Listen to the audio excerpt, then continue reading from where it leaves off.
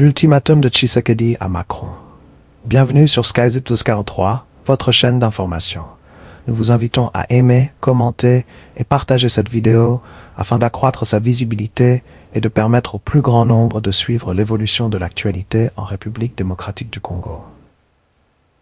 La géopolitique des Grands Lacs traverse, selon le Dr R. Sikala, une période de forte turbulence qui met en lumière ce qu'il considère comme le jeu ambigu de la France dans la crise sécuritaire qui secoue l'Est de la République démocratique du Congo. Selon son analyse, une question s'impose. Que se passe-t-il réellement entre le président français Emmanuel Macron et le président rwandais Paul Kagame? Pour l'auteur, les relations entre Paris et Kigali laisseraient apparaître les contours d'une alliance profondément contestée, qu'il interprète comme oscillant entre le poids de l'histoire, notamment les conséquences du génocide des Tutsis au Rwanda en 1984, et les relations franco-rwandaises, et des intérêts géopolitiques et économiques liés aux ressources minières de la RDC. Le Dr Sikala estime que cette diplomatie, qu'il qualifie de diplomatie de l'ombre, suscite de nombreuses critiques dans la région.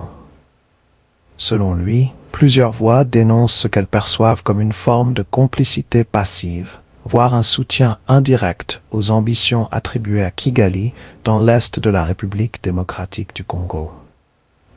Toujours selon cette analyse, après le départ annoncé d'Emmanuel Macron de la présidence française en 2027, la politique africaine menée durant son mandat pourrait faire l'objet de nouvelles révélations et d'un examen approfondi. L'auteur affirme que certains critiques accusent l'exécutif français d'avoir fermé les yeux, voire d'avoir laissé des soldats et des mercenaires français opérer sur le territoire congolais afin de préserver des intérêts liés à la région des Kivu. Ces affirmations sont contestées et ne sont pas établies par une décision judiciaire. Le Dr R. Sikala soutient également que cette posture aurait conduit la diplomatie française à se retrouver dans une situation délicate. Il évoque des informations selon lesquelles Paris aurait sollicité discrètement une médiation sud-africaine afin de gérer des difficultés liées à la présence alléguée de ressortissants français dans les zones de conflit. Là encore, ces éléments relèvent de son analyse et n'ont pas été confirmés officiellement. L'auteur estime par ailleurs que cette stratégie risquerait d'accentuer les divergences entre la France et les États-Unis. Selon lui, en maintenant une politique jugée ambiguë dans l'Est de la RDC, Paris pourrait compliquer les efforts de Washington visant à stabiliser la région et à sécuriser les chaînes d'approvisionnement en minerais critiques. Dans cette lecture des événements, le point de rupture serait désormais atteint à Kinshasa. Le Dr R. Sikala affirme que les autorités congolaises auraient décidé d'adopter une position plus ferme à l'égard de Paris. Il évoque notamment le refus attribué au président Félix Tshisekedi de procéder à la libération d'éléments en uniforme capturés dans les zones de conflit de Rubaya et de Minembwe. Selon cette analyse, Kinshasa adresserait un ultimatum politique à l'Élysée. Toute éventuelle libération de ces détenus serait conditionnée à une intervention de la France auprès du Rwanda afin d'obtenir le retrait immédiat et sans condition des troupes rwandaises du territoire de la République démocratique du Congo. Le Rwanda rejette les accusations selon lesquelles il maintiendrait des troupes en RDC. Enfin, le Dr Sikala estime que si cette demande n'était pas satisfaite, les autorités congolaises pourraient décider de traduire les détenus français devant la justice militaire congolaise. Il considère qu'un tel procès aurait un retentissement médiatique international et placerait la politique africaine de la France au centre des débats, en exposant, selon lui, les contradictions de Paris et en marquant ce qu'il décrit comme la fin d'une période d'ingérence silencieuse. Ce texte reprend l'analyse et les opinions exprimées par le Dr Sikala.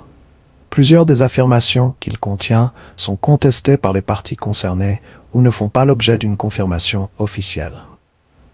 L'alliance Macron-Kagame contre la RDC, l'analyse du Dr R. Sikala. Sud Kivu. Les FARDC reprennent plusieurs positions. La situation reste sous haute surveillance. La situation sécuritaire dans le secteur de Minembwe demeure relativement calme, sous réserve d'éventuels développements sur le terrain. Après la perte de plusieurs positions, notamment celle de Rugezi, les forces armées de la République démocratique du Congo, FARDC, auraient lancé une contre-offensive qui leur a permis de reprendre l'initiative sur certains axes. Selon des informations en provenance de la zone des opérations, les FARDC ont mené une contre-attaque victorieuse ayant abouti à la reprise des positions stratégiques de Kimetouyen et Kashamata. Cette progression aurait contraint les forces adverses à se replier vers Rugezi et Bigaragara, au sud de Minembwe.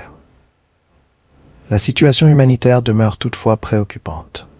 Toujours selon ces informations, un drone attribué aux forces adverses aurait bombardé le village de Bijaga, situé à l'est du point zéro. Un bilan provisoire fait état de 18 civils tués et de 15 blessés. Les victimes, parmi lesquelles figuraient des femmes et des enfants, sont actuellement prises en charge au centre de santé de Kangouli. Par ailleurs, des mouvements de troupes rwandaises RDF, tels que rapportés par ces mêmes sources, indiqueraient que les éléments qui avaient progressé jusqu'au point zéro avant d'avancer vers Muluma sans affrontement direct auraient interrompu leur progression.